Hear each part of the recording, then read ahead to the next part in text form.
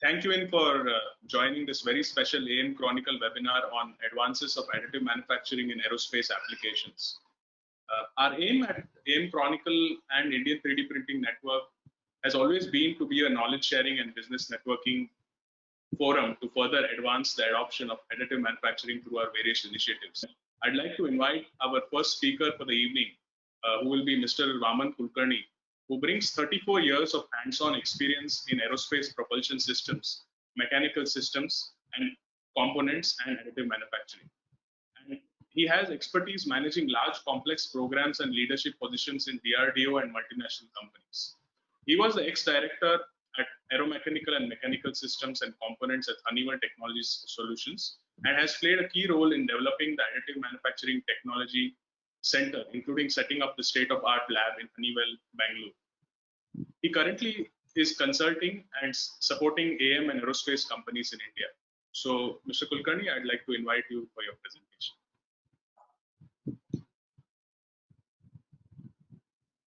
Okay, thank you. Thanks, Aditya. Hope I'm audible now. Yes. Okay, thanks for that introduction, Aditya. And I want to thank AM Chronicle and India 3D Printing Network for inviting me for this webinar session on the additive manufacturing in aerospace industry. Many of you, especially who have been in the AM fraternity, you would have heard me talking about additive manufacturing in the last 3-4 years in multiple forums. Today's talk, I will be more focusing on where we are on additive manufacturing as far as aerospace is concerned, and what are those progress what we have made in the last couple of years, and what are those things still yet to be done to take this additive manufacturing to the next level. Let me know you are able to see my screen. Yes. Okay, thank you. So about myself, I think Aditya spoke about me. I don't want to spend any time talking about that. Quickly, I wanted to look at the additive manufacturing as a technology, where the industry is in terms of that. I'll not go through this. This is little more old data, 2017, but it is still relevant today. Why it is more important for aerospace is aerospace is today close to about 20% in terms of the adopting the AM technology as compared to the other industries. We'll come to see why additive is important for aerospace as we talk through. We will hit the key things, and I think Kevin also will be talking about the relevance of additive manufacturing for the aerospace. The bottom pie chart, if you look at it, it indicates where we are deploying the additive manufacturing. The functional parts, if you look at it, it's close to about 35% of the functional parts. It could be replacing the legacy parts, or it could be the new product introductions, what we have. So, but it's really the new product which are coming up will completely change with the AM technology. We'll talk about some of those things as we progress. In terms of the additive itself in the industry, I will say that additive manufacturing has been there for last 20-25 years, but it has made a big change in the last 4 to 5 years because of the metal additive printing, which is enabled by the laser sintering technology. And as you see here, the two lasers, in the direct metal laser sintering as well as the selective laser sintering, are going to be predominant going forward. And the FDM mainly for the polymers and the plastic printing, where it will dominate as we move along. So many of us clearly know what benefits additive is bringing in terms of the product reducing the product development cycle time and coming out with the new designs which will be lighter in weight, will give better performance. So, but this part of it is quite known. And in the applications also, we see that it's very widely used in quickly making the prototypes for the new products, or for doing any assembly trials, or taking it quickly for the customer demos. Lot of additive is being used for many of the tooling applications, whether it is assembly tools, fixtures, the casting and forging dies and all. But the production is the thing which we are looking at, how where we are in terms of production, applying the additive technology, both for the legacy parts as well as the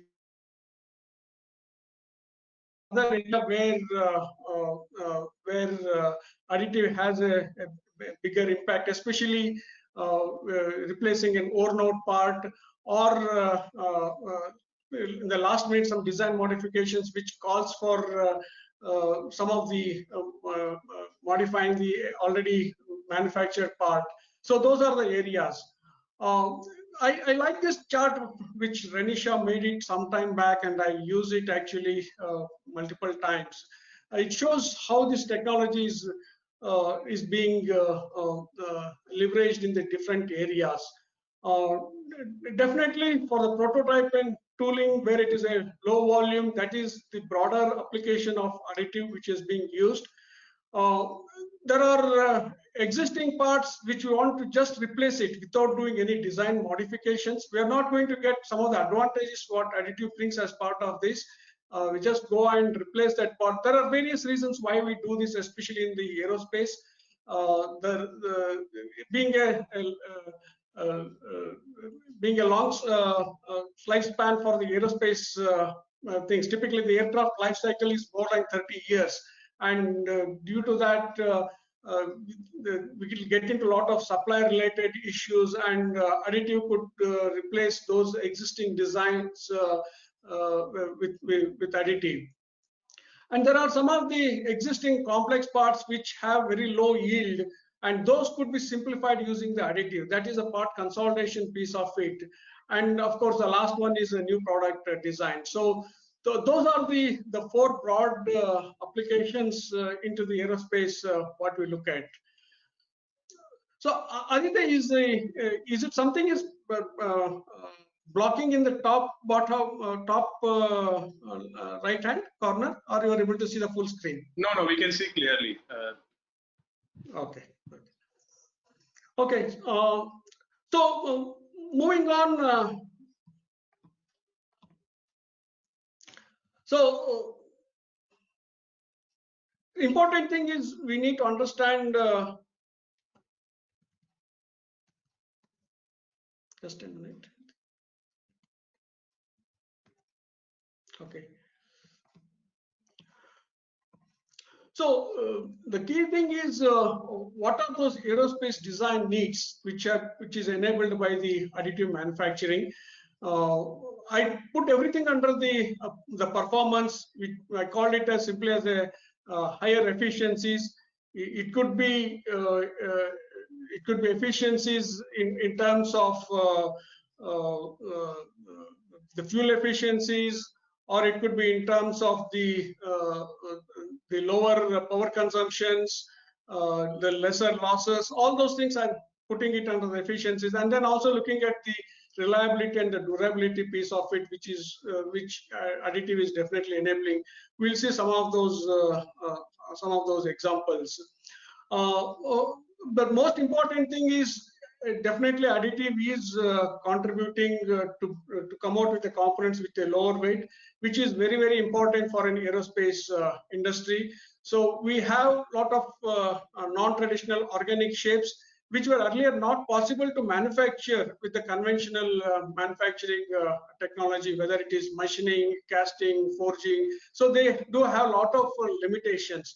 But the additive manufacturing, we are completely freeing up that design space, and then we can think completely different to come out with the designs, especially the ones which were enabled by the topology optimizations. Earlier, we always used to think whether we can manufacture it or not. The other big thing is the lattice structure designs, especially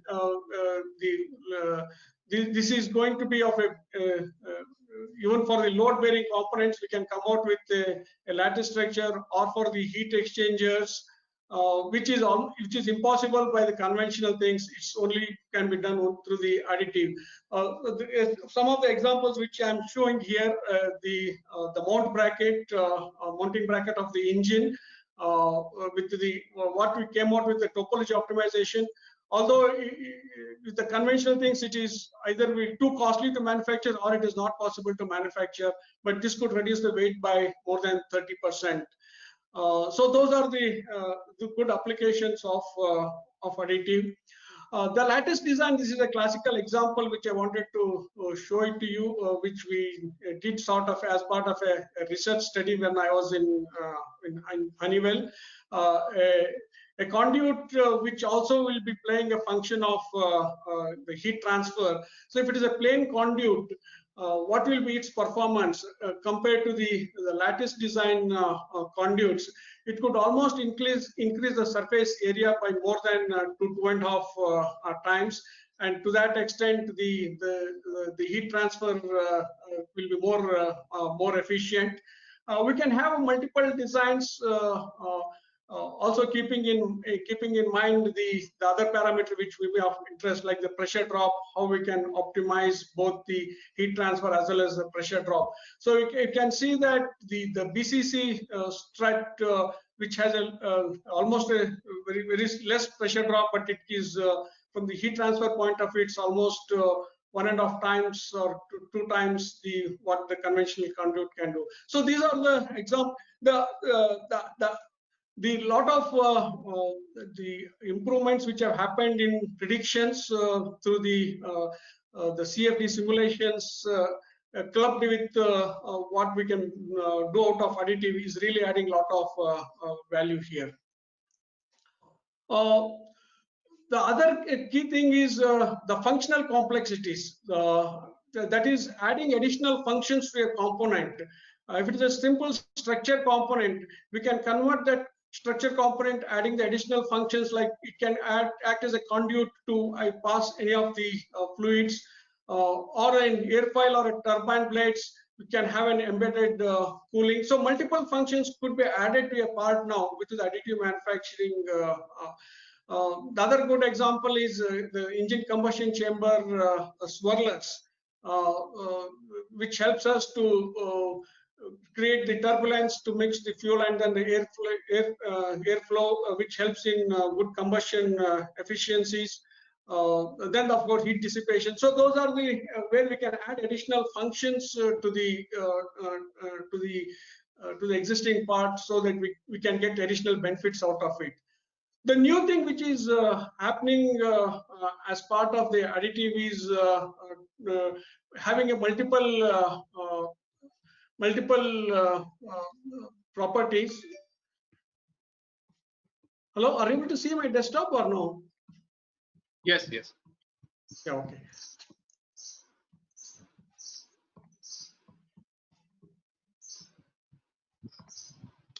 So we can have multi-material designs, and this is one thing which the machine manufacturers also are enabling, and a lot of research is happening to come out with the machines which can handle multi-materials.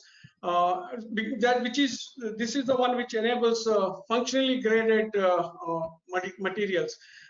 We have been talking about this for 15-20 years, but now functionally graded additive manufacturing things which either could be of multi-material, or it could be of the same material but introduce the porosities which will help in controlling the density of the part, we can manage the material properties through that controlled introduction of porosity. So those are the additional things which AM will definitely enable, and this aerospace will definitely use the advantage of this as we move along.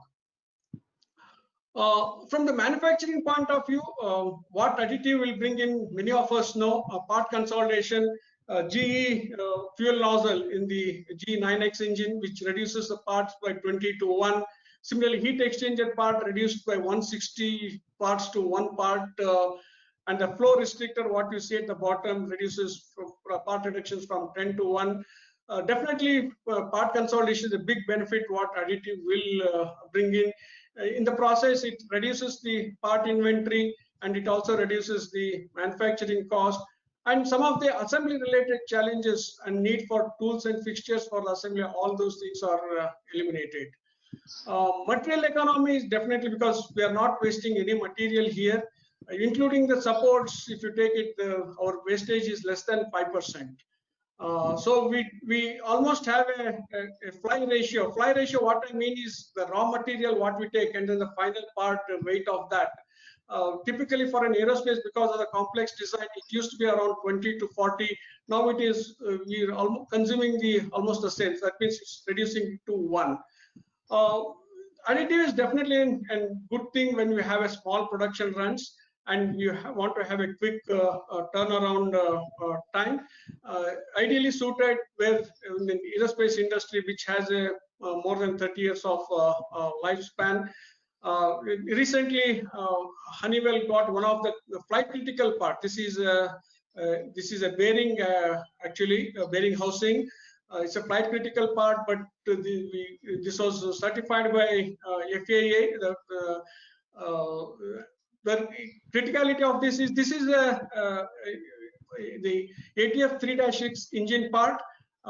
There are only 12 aircrafts who are flying today. If you have getting that part done through a conventional manufacturing, need to have those tooling, the supply chain availability. Those are the big challenges. So with converting that into Adify eliminates a complete supply chain dependency, and then we can print this part in less than 2 weeks to be available for any of the part replacements. So that's a big advantage what additive brings in.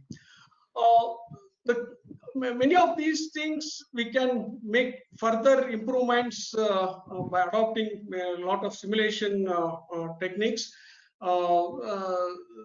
So we do have quite a few challenges when you print a part. We have the failures due to build distortions, recoater interruptions, support failures, and so many things. So there is a lot of progress which has happened in last 3 years, I will say, in completely simulating the AM process. There are quite a few simulation packages which are available, like Simufat, Simulia, the ANSYS.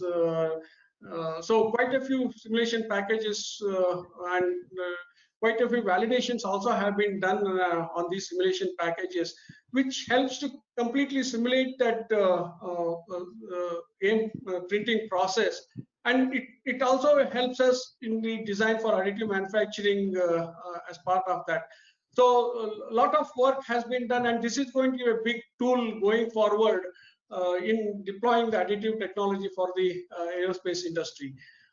In terms of maturity of this additive simulation, from the application point of view, that is all the analysis, topology optimization, I think all the tools are quite mature now, and we can depend.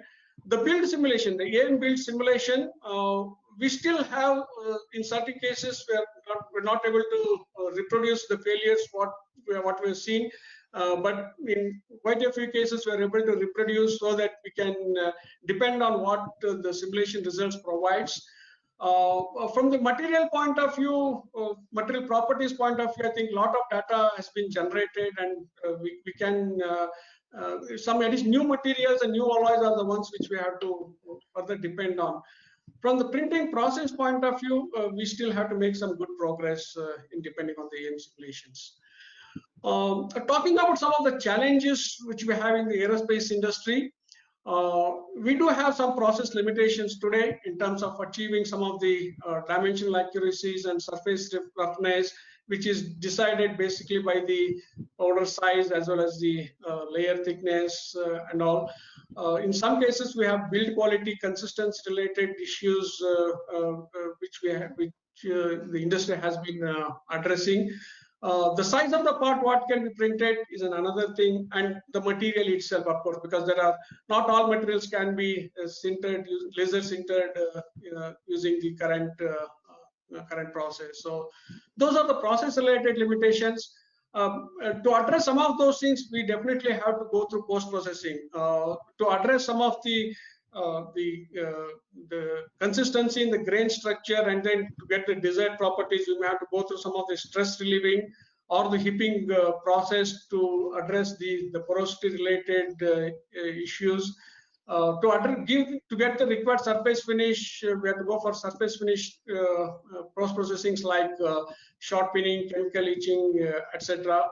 And in some cases, since we cannot get the accuracy what we want, it may call for post machining, and post machining could be a challenge if we cannot do any post machining. So those are the limitations.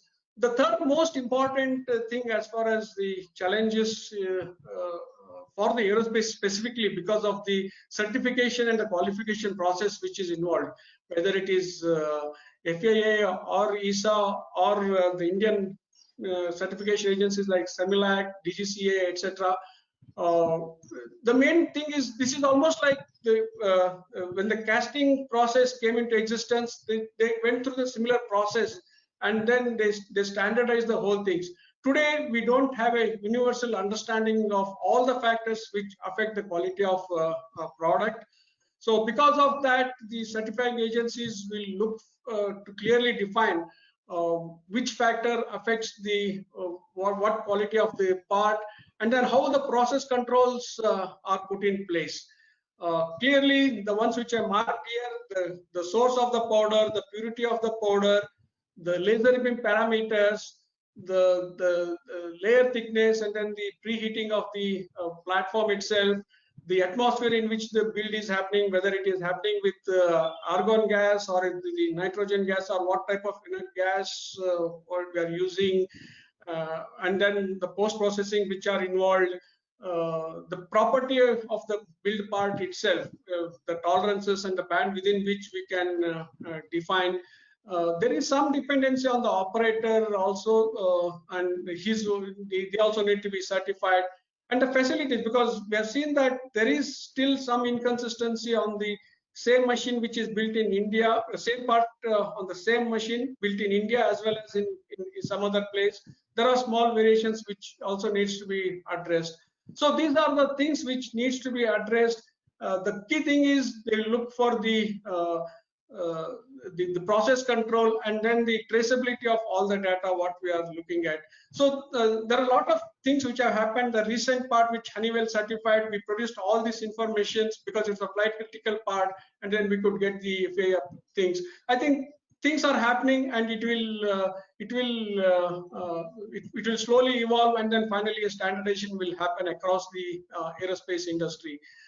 This is in a nutshell. It can look at the raw material, the additive deposition, and the post-processing, and the finished components in all those areas where we need to concentrate as far as the certification is concerned. I started with the industry where we are and all. I just wanted to flash this. The recent one of the webinar which was conducted by Objectify, and they did a survey. It almost shows what I put it in my first slide. Aerospace industry is going to be on the top, and AM will replace AM will work will complement with the existing manufacturing conventional processes also, and it's not that it's going to completely replace. The quality is going to be the key. As long as we have the consistency and then the quality reputations, the adaptation will be much faster. The key hindrance what is there today is the certification which I just talked about. So I thought this is a good data to share, which very recently was obtained during one of the webinars. I will not go through this slide. The final conclusion, what I say conclude is AM is definitely is going to stay as a differentiating technology with all the OEMs quickly adopting, whether it is Boeing, Airbus, GE, Honeywell, and even in the Indian context, many of HAL, DRDO labs, they're all already using additive manufacturing. There are challenges, and I think the entire additive fraternity is address all these challenges. Thank you. Thanks a lot.